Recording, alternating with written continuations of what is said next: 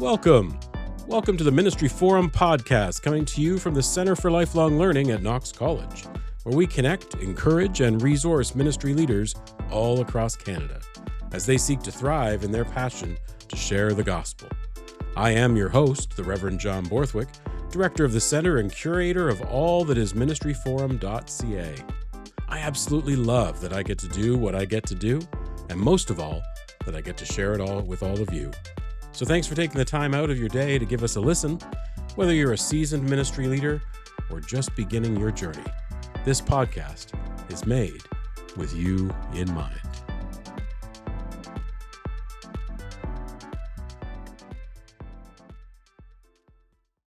Welcome. We're experimenting with something a little new for us today. It's our first ever, get ready. Oh.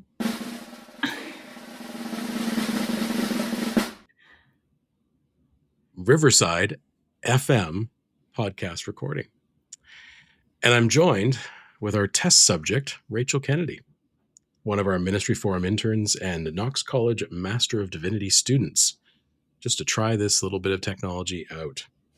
And not that you're all deeply interested in all sorts of technology stuff, and I'm certainly no expert whatsoever, but as I understand it at its most basic, Riverside.fm gives us the opportunity to record on our own local devices and uploads that recording to a cloud. Have I lost you already? Probably. What does that mean? And how is this different from a Zoom recording, for example? Well, if you've been a faithful listener to the Ministry Forum podcast, and we hope you are, or are about to become one today, you may have listened to a couple of our earlier episodes that included one with Grace Kim, another one with Sarah Travis, where we recorded on Zoom and we had to offer that disclaimer of, we're really sorry, but there could be bits and pieces that get garbled or go silent or lag. And so Riverside.fm should be a game changer for us. And as lifelong learners, we are learning more and more each day. And I'm grateful to have you, the Ministry Forum podcast audience, along for this amazing journey.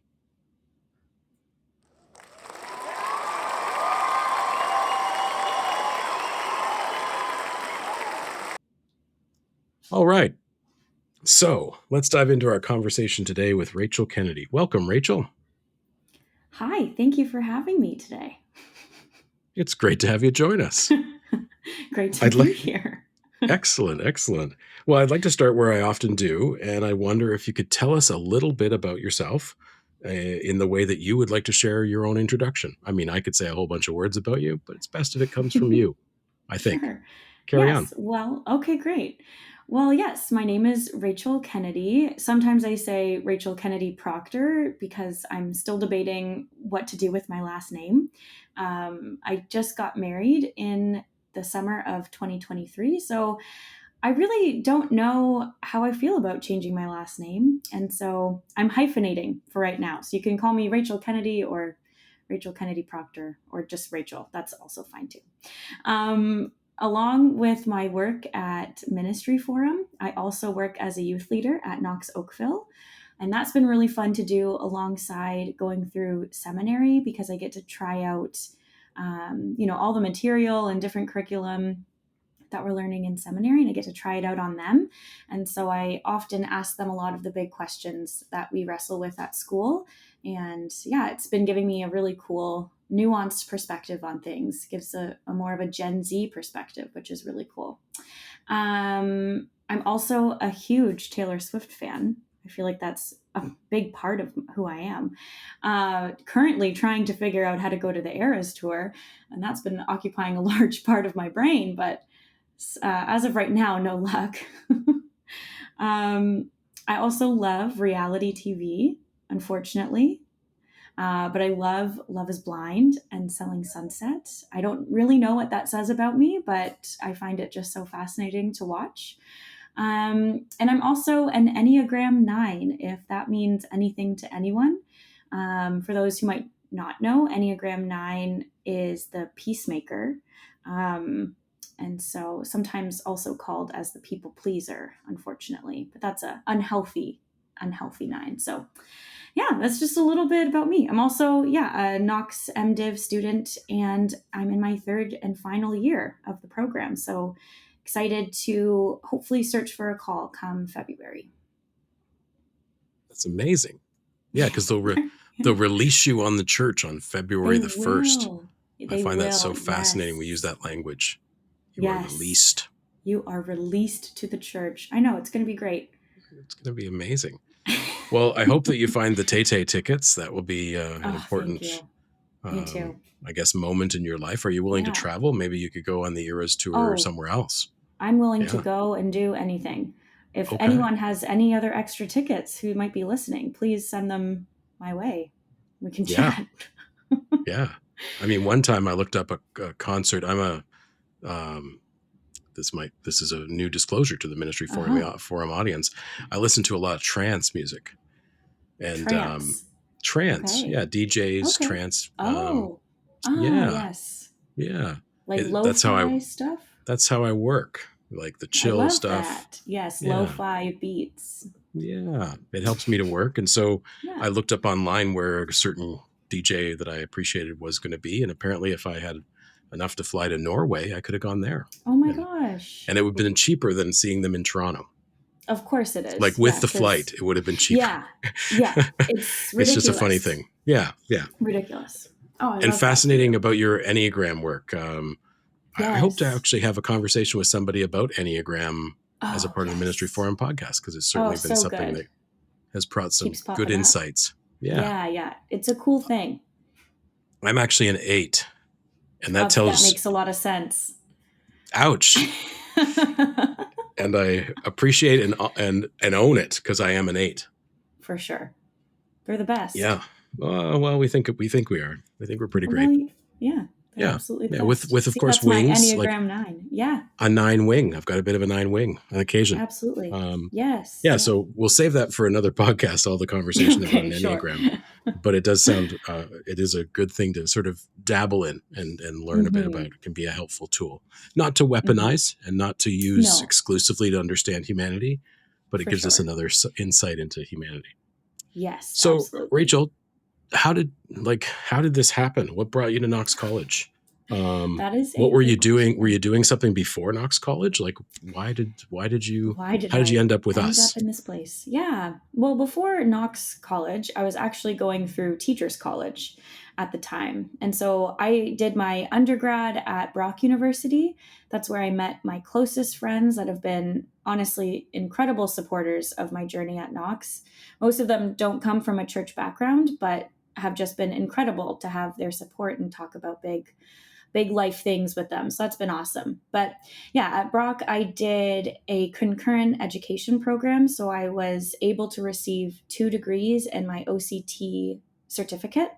So I have a degree in education and a bachelor's of arts degree in French.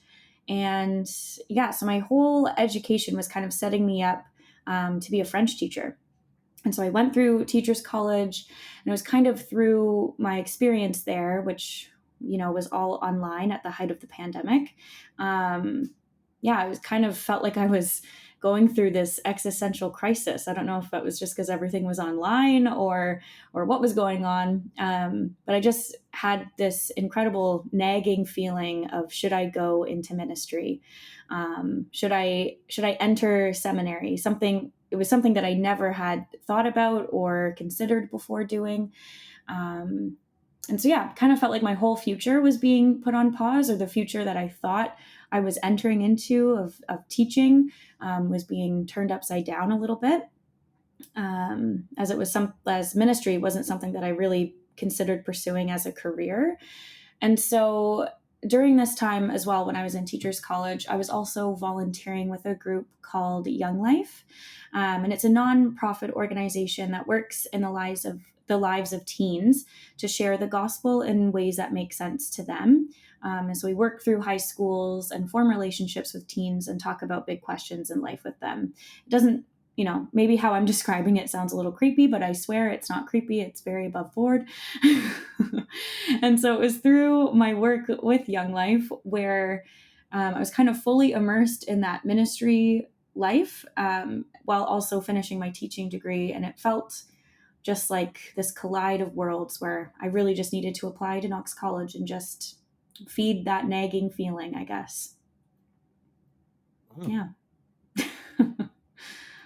So a degree in a teaching degree in Yes. French. That's, I mean, that's a Yes. niche market. Like It that's, is a very niche market. It and was, much desired, I believe in. yes, yes, it was a pretty good setup that I had. I kind of could have just walked into a job really, because French Wow. teachers are just so needed. And so I had, prospects lined up, interviews lined up, and people telling me in my ear that I'm going to ruin my chances of going back to teaching. But I just felt like I couldn't, I couldn't ignore the feeling of the call, which, you know, you got to That's answer it, I awesome. guess. Yeah. I guess so. Yeah. As much as we try to run away from it. And Yes. Yeah. uh, I'm assuming you're bilingual then. I am. Yes. Is that Yes. I'm foolish to bilingual. say? Yeah. Yeah. You're bilingual. No, Well not done. foolish. Maybe to a francophone, it would be foolish to call me bilingual, but Oh, I was in Quebec City the other weekend and I was able to use all my French for the first time in a really long time. So that was awesome. And it all came back to me. So I'll say that I am bilingual. wonderful. Wonderful. Yeah. So you've talked a little bit about this nagging call that you had to Mhm. answer. Um, how would you articulate that your call to ministry? Is it something that's come in and out of your life, something that you had way long ago and then it's come Mhm. back, or it's simply as you were studying French to teach children in the future somehow, maybe en français, Right. le Dieu spoke to you Yes. in some Yes. way. Le Dieu did speak to me. Mm. Well, I kind of describe it as a really fast call. And what I mean by that is that it felt like to me, God was calling me out of nowhere. But when and Knox College has helped me do this and reflect on my whole life, I can see where there's a lot of moments where the outside call was super prevalent. So those saying, you should go into ministry or you would be really good at this thing in ministry. Um, but I wasn't really matching that up with an inner call until I mentioned that journey through Teachers College. It was kind of my whole life was set up to be a teacher. I have teachers in my family, principals in my family, and so teaching was kind of always something that I thought I would do, which is why I really connect well with the teaching elder aspect of a minister in the Presbyterian Church because teaching is kind of my whole thing, but it's just maybe in a different classroom. Um, so yeah, we were at the height of the pandemic, as I said, and everything was online. I was teaching French to grade 5, 6 split class online. It was amazing and awful, I'm sure, as you can imagine. And it was really challenging to adapt to an online world. But, here we are a few years later and we can do it pretty seamlessly. But yeah, I began to think like I have what this feels like a sudden nagging feeling to go into ministry. Maybe I should explore that. And so I did. And so I talked to my minister, I talked to my parents. I asked my minister, what was seminary like for you? And then we really were able to prayerfully discern together, and using other resources and everything of is this really what I'm being called to do? And talking with my parents and my then boyfriend, now husband at the time, and they all kind of said, "Yeah, we've been waiting for you to say that you're going into ministry." So that was a really big confirmation on my own call.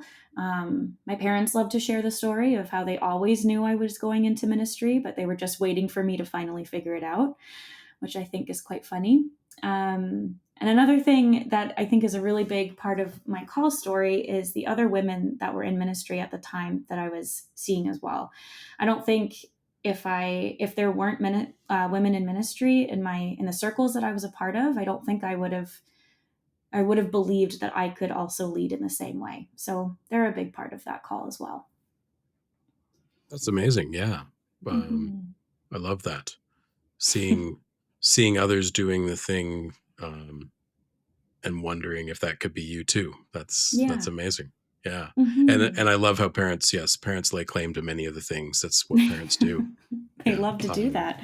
But I also the couple things I found fascinating. Um, I want to almost say, because the language you're using around call is interesting, and I've heard it in a couple of different iterations, having been around the college for just the past year and a bit. I don't remember, and maybe I'm just old, but I don't remember when because we had to do the thing all the time. It Yes. became so rote where it's like, tell us of your call to ministry in every Yes. single place. And we do it and we do it and we do it. But I don't remember ever hearing the nuance of the inner and outer call. And you specifically named that Mm, as an inner and outer. yes. Um, I think that's amazing. Like that Yeah. because people often talk about, hmm, they often talk about them almost separately if I'm remembering it Hmm. in the way that I think I can remember it from the past. Like I Hmm. would have said mine was an outer that was confirmed. I've the story I always told was it was confirmed when I sat in chapel in the first week of seminary at Knox Mm. College. That's when it was Hmm. finally confirmed as an inner Of sense an inner of call. Yeah. I think you're in the right place. I Right. think. I think that's what God was telling me. I think you might be in the right place. I'm like, I think this is it. Yeah. I think maybe I two. Let's just don't see how know. this works out. Yeah. But I feel like lots of folks either spoke of a very inner call, like they Mm. themselves always felt called, or they had an experience where they were Right. um, called in a how would you say, perhaps in a more supernatural way, as it were, like Right. they Yeah. felt they heard a voice, or they felt connected to Hmm. something deeper than themselves, not another Hmm. person. Or the alternative Hmm. was the outer call, where people had recognized gifts in me and said I should be a minister, and now I'm going to Hmm. be a minister. I'm going to answer that call. Do you want to say anything Yeah. more about that inner and outer experience? Yeah. Yeah. I think that was a new, yeah, I didn't really know that going into the whole call process either in discerning the call, but there's this fancy document called, oh shoot, now I'm forgetting the name. The call to ministry, something like that. It's a PCC document that helps Fair. ministry candidates discern if they are called or not. And a big part of it is matching that outer and inner call. And so I was kind of really searching for that. And one of the reasons at the very beginning where I was questioning if I was called was because I didn't have this supernatural experience where I heard God say go into ministry or do this thing, and I thought that was like a really needed experience to have to be able to confirm a call to ministry. And so I was like, I don't have this, burning bush moment where God spoke to me in this incredible way. And it was kind of like this hum that was always there, maybe. Um, and so exploring that was how I matched, that inner first and outer call together. Hmm. Yeah. Yeah, it's really interesting because I had the Hmm. experience. So my call story was the minister that the male minister who was my minister from 13 to 20 something Hmm. came to me when I think I was 18 at the time. And 18, yeah, 18. And he came to me, and I don't think he'd ever had anybody had ever had this experience, because I was really the only teenager in the church I Yeah. was in. It was a very small church. And Hmm. so the minister asked me, and I remember it being such a formal experience. It was like, John, there comes a time in every young man's life where he might be invited to consider a call to ministry. Wow. And he said, I want you to go and consider that. And so I went and considered And that. so you considered it. Wow. And then I came back to him a few weeks later and said, yeah, I considered it. And I think, yeah, let's sign me up. Let's, Wow. let's go. That's awesome. Um, yeah, but then this is the interesting part Okay.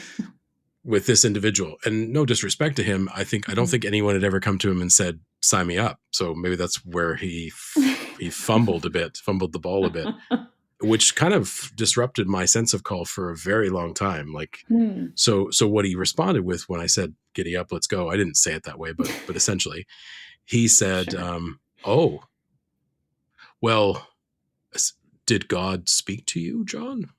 Uh-oh. And I was like, oh, What? I don't know. No, I I don't don't think know. so. I don't know. Yeah. And so for him, and we had a bit of a talk, and Hmm. it kind of like went, oh, okay. Oh, I guess I wasn't called then. I guess this was all about Hmm. me and not about God and blah blah. And Right. he had a very clear sense that a call should come as a supernatural experience from God. Right. Yeah. Um, and so that disrupted me throughout my entire um, my entire undergrad. Hmm. I went to university, did a BA in history. The nice, dear, older people in my church all assumed I was going to be a minister, but I was pretty sure there's no way. And I didn't Hmm. want to be a teacher, but I was doing a A bachelor of BA in arts history. in Yeah. history. So everyone in my class wanted to be a teacher, and I didn't know what I Teacher. was going to be when I grew up. Um, yeah, and then I went on the working world for Hmm. about a year and a bit, and then had my own sort of sense of discerning what should I do. And then my next step became essentially I came down to I knew I have to go back to school. What's it going to be? And then Hmm. I described my call as for the sake of my parents, because my mom knew since I was born that she was giving me back to the church and to Oh my Jesus or gosh. something, Wow. because I was an only It's child, like not meant to be yes, miracle baby, that whole stuff. Hannah and Samuel Yeah, situation there. Yeah. she told me that story my whole life long. No great Yeah. burden there. There you And then go. Yeah. I also had a dear older lady in the church that I was in as a teenager who every single Sunday, if she was there and I was there, she would say, I know you're for the ministry. She was Wow. a diaconal minister in her day, a deaconess, and married to a Wow. minister who had since passed. And so she was a widow, and Hmm. just constantly, I know you're for the ministry. I know you're for the ministry. I'm like, Oh Anna my Jack, I gosh. am not for the This is ministry. You don't intense. really know me. Um, so when it finally happened, Yeah. that I came to a conclusion, I said to people, and this is even how I articulated my call. I went to I stepped into the call to ministry, doing the presbytery thing and everything else, Hmm. assuming that someone would say no at some point, and doing it Yeah. really kind of like for my parents. My parents thought this would be a Hmm. good thing, so let me try it out. And Right. again, it wasn't until that confirmation of that inner peace of sense Hmm. sitting in Knox College Chapel and going, I think this is where I'm supposed to be. Actually. Yeah. And then not to say, because we're going to get to that question in a sec, not to say that that call in my life hasn't been challenged every single day Hmm. for 26 years or more. It's been part of that, but Yeah. I said yes and stepped in. So yeah, I think That's it's really awesome. helpful to maybe our ministry forum audience to hear even how you might talk to somebody about a call to ministry. Because what I also Yeah. found fascinating in your story was Yeah. um, all these people waiting on the sidelines until you figured it out. Yeah. Uh, Yeah. couldn't one or two of them have said, Have said anything. hey, Yeah. Rachel, have you ever Maybe considered you a call should to ministry? consider. We see Yeah. this in you and we think this would be great if you Totally. did this. But just Yeah. sort of sitting back and going, she'll figure it out. She'll figure it out. I don't know. Yeah. Like, that's I scary, mean, right? maybe there was some people that I'm forgetting right now. You just ignored them, I probably. just ignored them probably. Hmm. Yeah. Or I go, Hmm. oh, that's sweet. You just think that because I'm the only young person in the church. Or, you only Same. think that because I am the person who volunteers to do XYZ. Kind of just ignoring them. But Hmm. really, I think that was God using other people to say, like, can you figure it out already and Hmm. Hmm. just get And on maybe with that's it? the piece that you're maybe that's the piece that you sort of said that Knox College has helped you discern that. And Yes. I think that's Yeah. part of what a seminary can help you do, sort of see all Absolutely. those Yeah. pieces and put it all into place in some way. Yes. Totally. Yeah, Oh, yeah. cool. Absolutely. Hmm. Hmm. So your call is still fairly fresh, as it were. Yes. Um, how has it been reinforced or challenged or changed or shaped through your experience at Knox College? Maybe let's go a little deeper on that. Sure. Yeah. I mean, in so many ways, I feel like Knox College has, as I mentioned, helped me reflect on the call, helped me kind of dissect my call a little bit. It's challenged it and shaped it in really beautiful ways. I was thinking back on a book that I read in my Reformed theology course with Dr. John Vissers, Faith Seeking Understanding by Dan Miliori. And it was, it kind of really helped me think about my call, and not only just my call, but my faith as well. And Dr. Vissers, in that class, he shared that we really should have a faith that's flexible, not one that isn't on a strong foundation, but a faith that's flexible so that when we come up against tension, our faith doesn't shatter, but it's able to bend and to think and to move through different conversations and theological debate. And so that's kind of changed my whole outlook on a lot of theology for the better, I think, and also has helped me really, really think about this call and reflect on different moments in time when people were definitely speaking to me to say, go into ministry, but I was just, choosing not to listen to them or choosing to ignore them, or the attractiveness of being a French teacher and having a really steady job was was really attractive. But yeah, it's just shaped it in so many ways. I think in terms of it challenging, a little bit about myself in high school and university. I was born and raised Presbyterian, but in high school and university, I went to a Pentecostal church. It was a lot of my church friends were attending the Pentecostal church, and so we would all go together to a young adult program, and then eventually I was kind of fully immersed in that world, and I really tried to fit in there. I really, really did, and I'm not meaning to dig, or it's at no cost to the Pentecostal church, but I just never felt like I could be myself. It felt like my theology or my questions or doubts weren't really encouraged. And so it always felt like, whatever the preacher said was the truth, and the truth couldn't be questioned. And that just never really sat right with me. And so I constantly felt like I was being asked to go back in this small box that, only women were allowed to exist in. And so, yeah, when I was really feeling called to ministry, I was still kind of wrapped up in that Pentecostal world. And, it was strange to experience a call as a woman in the Pentecostal world. I was, in a committed relationship with Eric at the time, and I had other people in that space share just how it's weird and you're a woman, and are you intercepting a call that is actually meant for Eric, and things like that. And so, they didn't say it in those exact words, but that was kind of the sentiment. And so coming to Knox actually really felt like a breath of fresh air.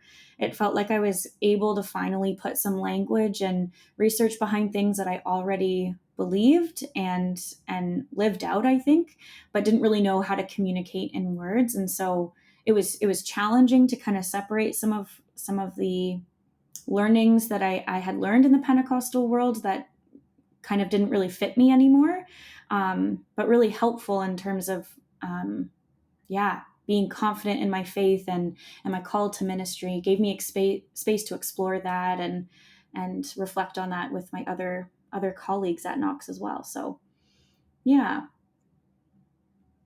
Yeah, it's like a safe space to land. Yes, a safe from space to land. Yeah. From a challenging, Yeah.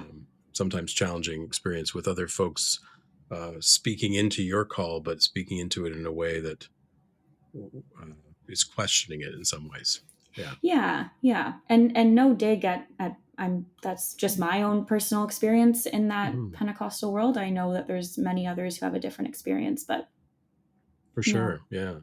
Well, and I really appreciated the flexibility piece, because I think about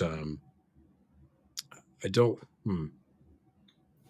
remember it being said in the very same way, but certainly the messaging was out there in the first few weeks of being at Knox College, being in a seminary for the very first time a long time ago. Oh gosh, a long time ago. But just that sort of sense that the professors and principals and folks like that, I think, saw part of their role as people having their first dabblings in a seminary was to kind of disrupt, kind of reinforce a notion of, encouraging people to open their minds to experience things that they may have not heard or understood before. For sure. But I'm very much aware that our principal, Principal Ernest Vanek, the first week of classes, or maybe the orientation day, I remember he used a phrase was, something along the lines of expect to be challenged here. Yes. And Yeah, for yeah, I think sure. that's helpful as people think about, what would being in a seminary be like. Mm-hmm. Expect to be challenged. You're Expect going to be challenged. to encounter stuff that's Yeah. different, perhaps. I love the flexibility piece. I heard another speaker I listened to years and years ago that I really appreciated how they put it together was kind of like Mm-hmm. how we build our theology, how we build the way we talk about God could either be a brick wall Mm. or it could be a trampoline. Mm. And if you build it as a brick wall, if someone comes along and takes out one of your bricks and another Right. brick, it's possible the Yeah. whole wall will come tumbling down.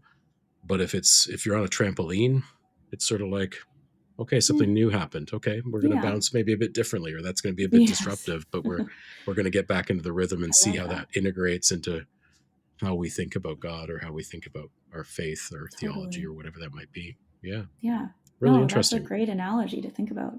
I had a couple of ministers share some advice before I went into ministry. And they would say, your first year, they take you all apart. The second year, they dissect you. And the third year, they try to stitch you back together. So I don't know where I am in that analogy, but yeah, you definitely will be challenged. But I think it allows you to think about the world and faith and God and relationships in new ways that maybe you haven't before. And so that's been really just a beautiful part about going through seminary.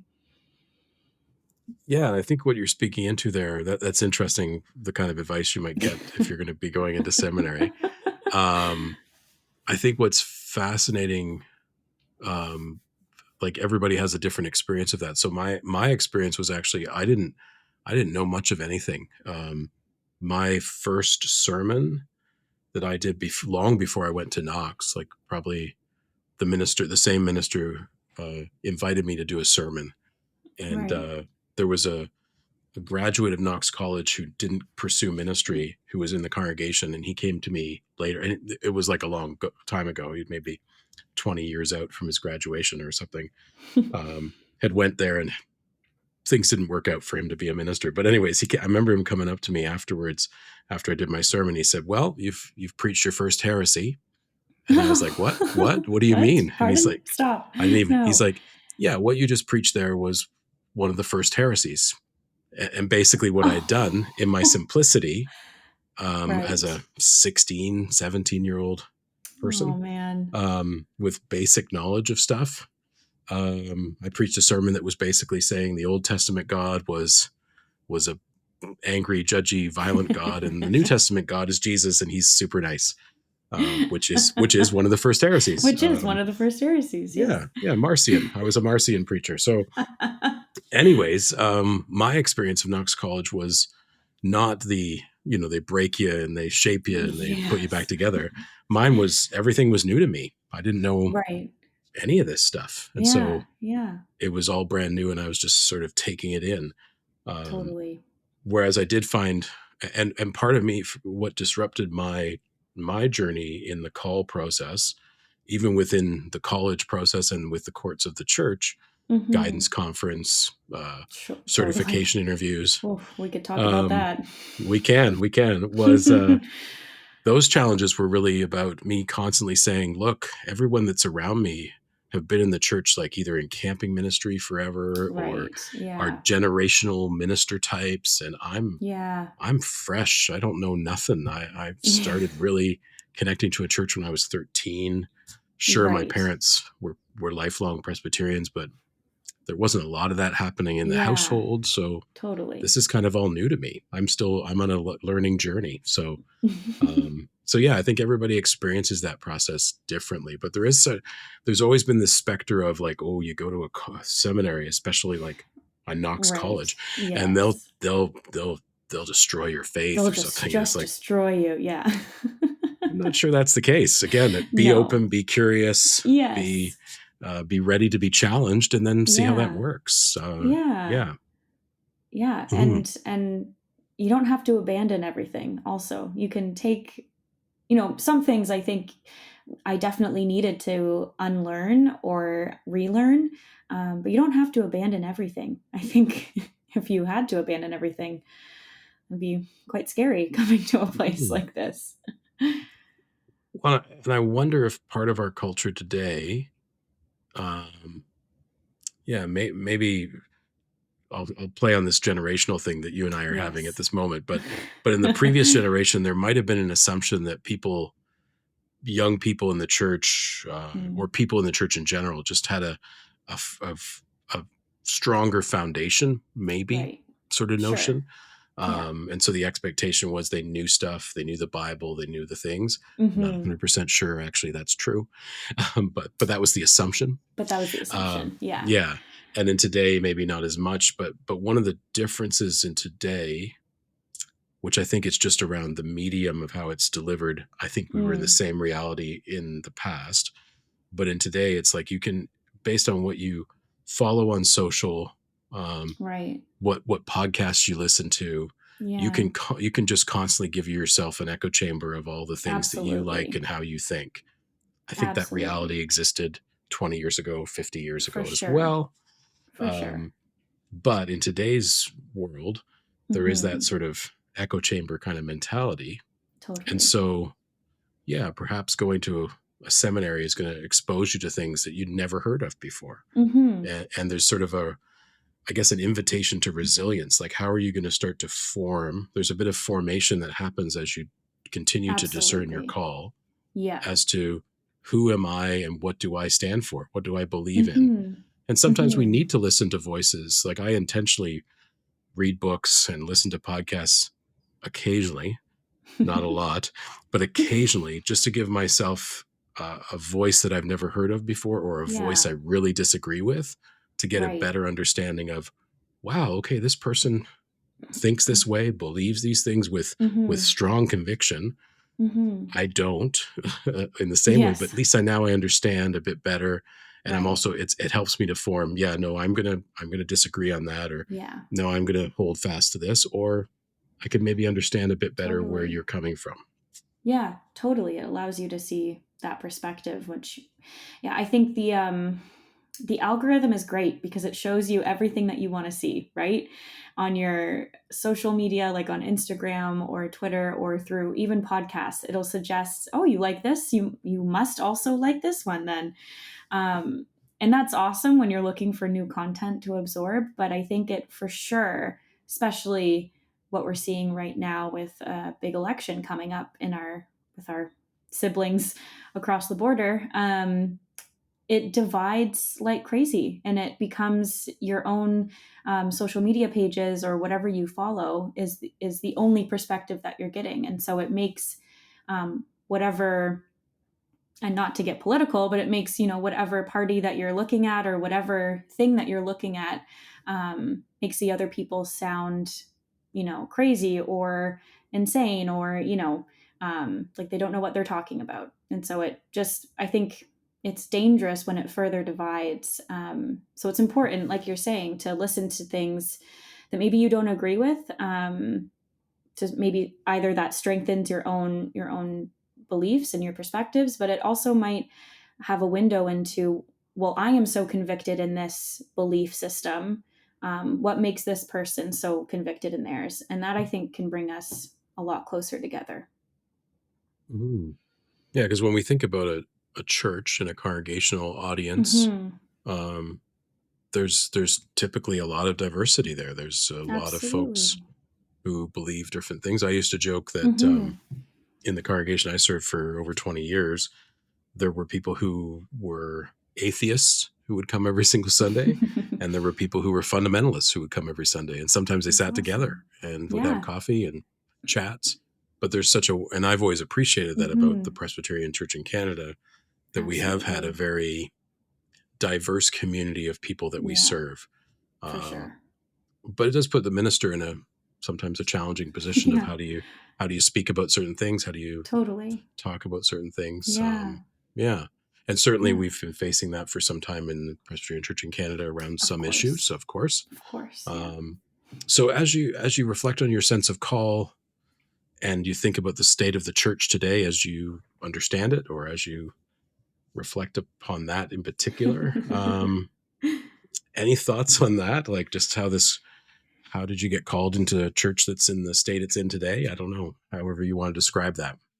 So, the state of the church today, I don't know if I can answer how I found myself here, because I think I've, you know, with the call to be in a Presbyterian seminary, and because I feel at home in the Presbyterian church, that's all part of it. But in terms of the state of the church today, I think it's a beautiful, scary, and necessary place that we need to be. I don't actually, well, I can look at the, the scary statistics that are out on our PCC website, and, the percentage of churches that are able to hire a full-time minister, and that absolutely is scary, and it's different than what we're familiar with. But it actually, I think it's a beautiful time to be in, because we're in a place that we can imagine, that we are allowed and offered a time to really think about what church is, and how it can be, and what brings people back to church week in and week out. Because really, the people that are either sitting beside you on a Sunday morning, or you see them at a Bible study, or another church event, they don't have to be there. They choose to be there. We don't live in a time where your status or your church attendance will get you other perks in society, right? Probably does maybe the opposite. Um, and so I think the people who are there actually want to be there. They're committed to being there. And so, what is it about the church that they come to that makes them want to keep coming back?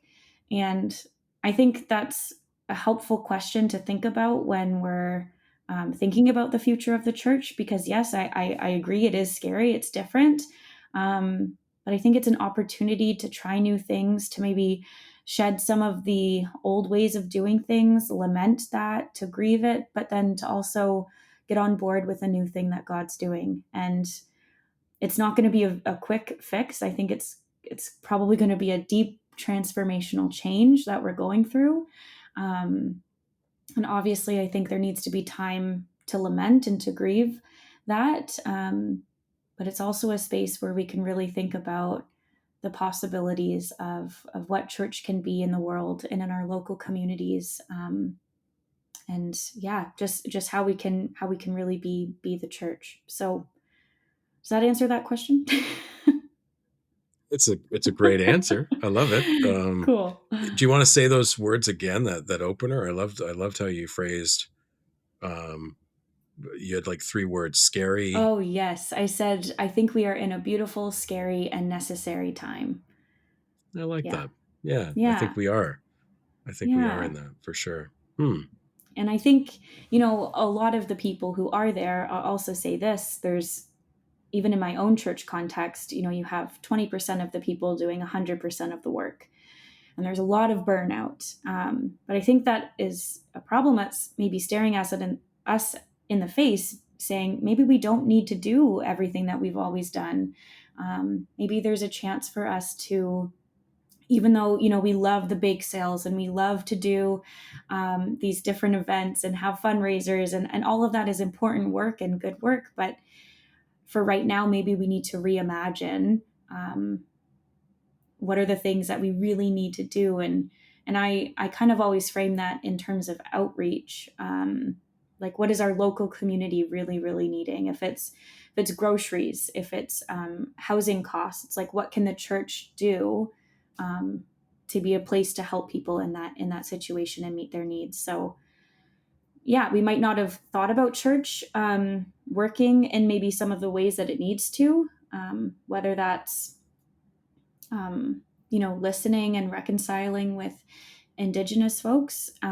Maybe that's just sitting and listening to people who have been hurt by church, and how we can move forward with them in that healing journey. Yeah, there's I think we're in a place where there's endless opportunities and possibilities to think about what church is. Yeah, that's great, Rachel. I think it's a when we speak about one of the best lines, I think, out there in the world around calling or vocational calling, like being Mm. called into doing something, is from a theologian named Frederick Buchner. And he talks Mm. about your calling or our calling is where your the world's deepest need Mm. meets your greatest passion. And Wow. so linking those two together Yeah, is, and I think that can be discerned within a community as well. Like absolutely. what's the Yeah. one thing we do really well as a people? What's the one thing we all Yeah. could get behind, as Yeah. opposed to trying to do all the things? Yeah. Yes. Yeah, There's totally. something Yeah. powerfully meaningful about that, I think. And I think you're Mm-hmm. right. I'm hearing, as I travel across the country and connect with ministry leaders, that's the thing that people are talking about more and more and Mm. more, which is a shift. I think, yeah, if Mm-hmm. I think back to 20 years ago in ministry, it was always about what are we adding on? What new Yeah. program could we do? What new thing Yeah. could we try? What new initiative should we be striking out and doing in the world? And now I'm hearing more and Mm-hmm. more and more of what what do we need to shed? What do we need to Yes. um, what do we need to focus on? What are the essentials? Mm-hmm. What is the Mm-hmm. definition of what we're supposed to be doing? And then how do we do that really effectively with the people that God has given us to be in ministry with, for sure. Totally. Yeah. Absolutely. I was Hmm. just looking at my desk here to see if I have the book that also changed my world, but I can't We find it. love But it's books called, at Ministry Forum. We love yes. books. It was one that I had to read for here it is. One that I had to read for class. It's called "Being a Church in a Liminal Time: Remembering, Letting Go, and Resurrecting." Um, and it talks exactly about this conversation about there's what kind of congregation do you find yourself in? Are you in one that needs to let go? Are you in one that's remembering, or are you in one that is resurrecting and trying to do new things? But there can't be resurrection if there isn't death, and so we need to die to something. And what is that thing? And so yeah, it's a fantastic read, and I really really loved it. So that's my recommendation. I love it. I love it. Yeah, I mean, going to seminary, you get to read all sorts of books. I mean, you're kind of You forced to, because do, then they'll yes. grade you on your paper or Well, whatever that's else true. you Yes, have to I do. did. But It was a book report I had to do, but yeah, it's one of the great things. And well, it sucks because you can't read everything when you're here, but you want to. yeah, you want to. You want to. You want Well, to. hopefully it ignites, again, in the spirit of Ministry Yes. Forum, hopefully it ignites a spirit of lifelong learning There you into go. the That's what future. we're hoping Yeah, for.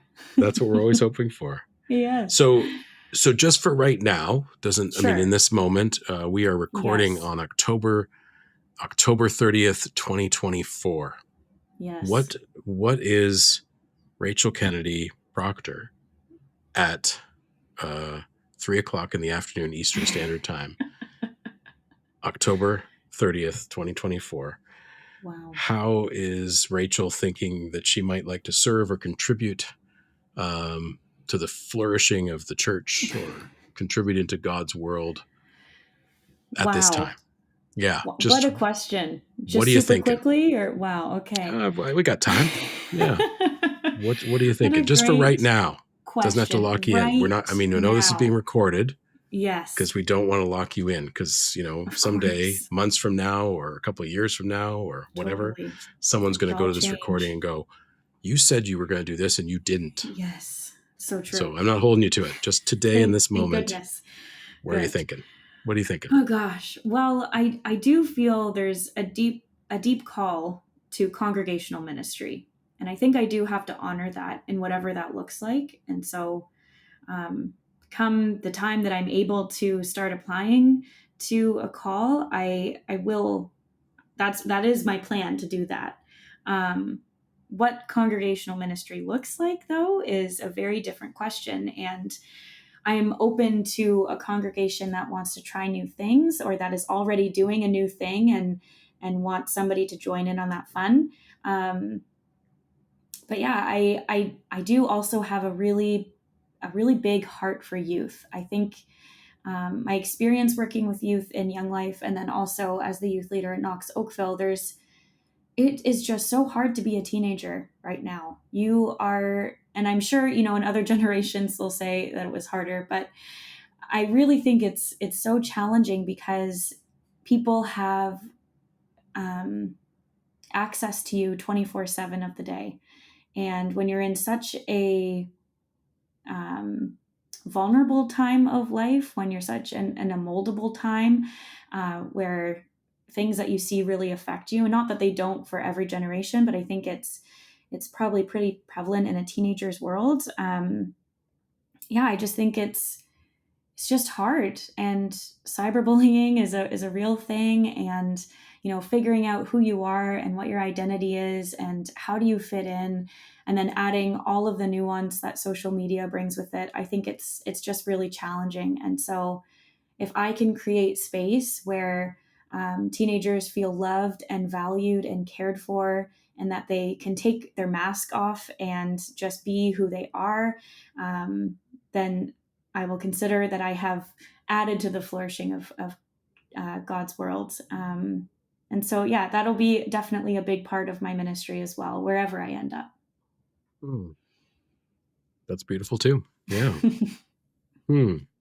I'm just trying to, I'm thinking from your experience with hanging out with young people today, Yeah. is there some kind of perspective, or as we sort Mm-hmm. of wrap up our conversation, is there something that you would offer from what you hear or what you get privileged to bear witness to from young people who, because I think it's like it's an anomaly. I often would say to older people, it's an anomaly for you as an older person even to turn Yeah, up every single Sunday at a church or participate in church totally. related things. Yes. But for young people today, Hmm. it's like double or triply so. Like Yes, I would totally. assume. Yeah, I Um, would say so. yeah. So for those poor kids who are being dragged to your Yes, youth group, of no, I'm just course. kidding. I'm sure they want to be there. But Oh, for the young people you interact with, the yeah, questions they have, is there anything you would say totally. into this conversation around the church today, young people's perspective, Totally. thoughts? What would you want to share? Yeah. Well, that's a great question. I think what they really want is to be heard. And I think in a church space, you know, maybe a majority is, yeah, let's have young people, but don't start voicing your opinion or don't start changing things. But I think that's what they want. They want to be heard. I don't think I think they're not going to show up to a church that isn't talking about real issues, that isn't talking about things that are affecting their world outside of church. If a church is so disconnected from the actual context and the people that they serve, youth aren't going to show up there. They're going to go to other spaces that will hear their voice, um, that will hear their voice and then actually do something about it, and who will talk about the big hard questions in life. A myth I think is that we live in a world that's isn't spiritual or isn't it doesn't have a connection to the divine, and they are absolutely spiritual, and they have a deep wanting to belong and connect. Um, and I think we have a really amazing opportunity to invest in them as well. So if you have any youth in your congregation, invest in them. Take them out to coffee. If you buy them any food at all, they will be your best friend, I promise.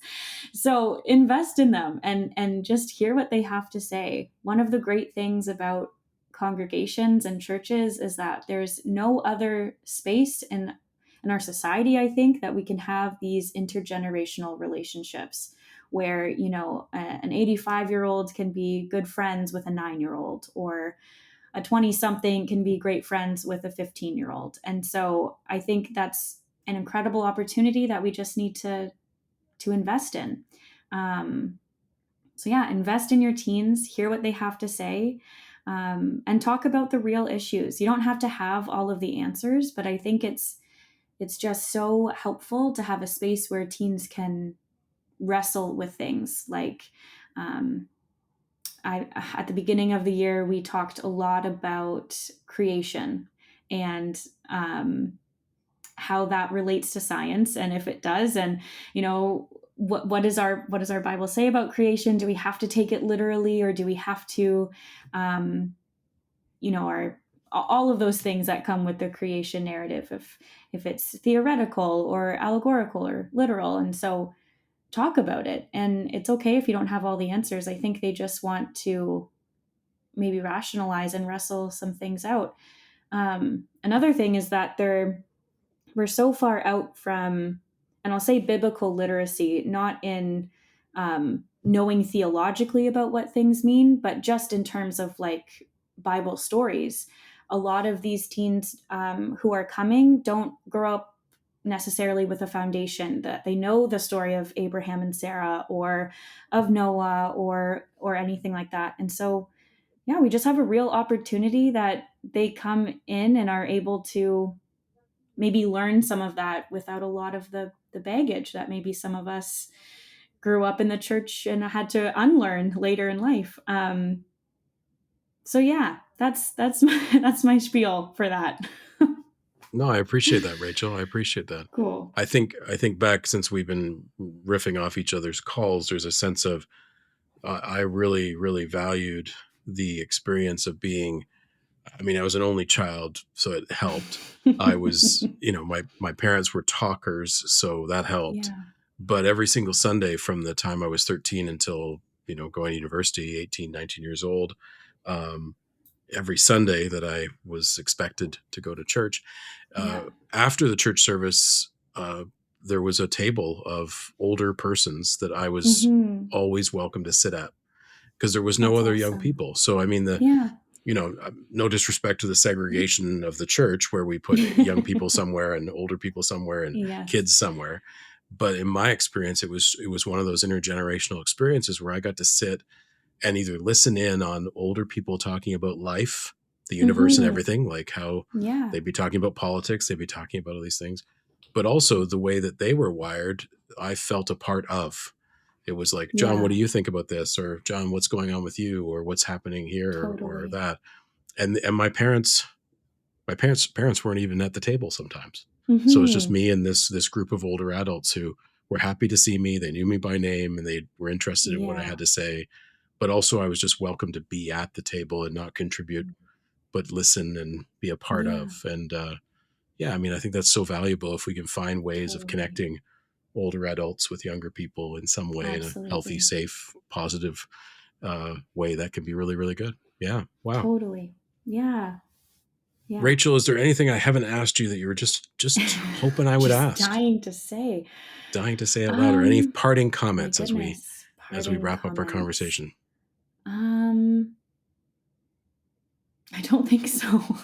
That's fine. I wish I had something super profound to say at the end, but don't sell yourself short. I think there's been many profundities. There's been many profundities throughout this conversation. So I'm so appreciative of you, Rachel, and glad you found your way to Knox College finally. Like, way to go. And grateful to have you as a Ministry Forum intern this year. It's been awesome to be able to get to know you better, and wish you well as you proceed in whatever that call might continue to call you into the months and years ahead. We'll be watching and waiting and seeing. Yeah. Thanks, Rachel. Well, thank you for having me. Thanks for joining us today on the Ministry Forum podcast. We hope today's episode resonated with you and sparked your curiosity. Remember, you're not alone in your ministry journey. We're at the other end of some form of technology, and our team is committed to working hard to support your ministry every step of the way. If you enjoyed today's episode, tell your friends, your family, your colleagues. Tell someone. Please don't keep us a secret. And of course, please subscribe, rate, and leave a review in the places you listen to podcasts. Your feedback helps us reach more ministry leaders just like you. And honestly, it reminds us that we're not alone either. And don't forget to follow us on social media at Ministry Forum on all of our channels. You can visit our website at ministryforum.ca for more resources, keeping up with upcoming events, and ways to connect with our growing community. Until next time, may God's strength and courage be yours in all that you do. May you be fearless, not reckless, and may you be well in body, mind, and spirit, and may you be at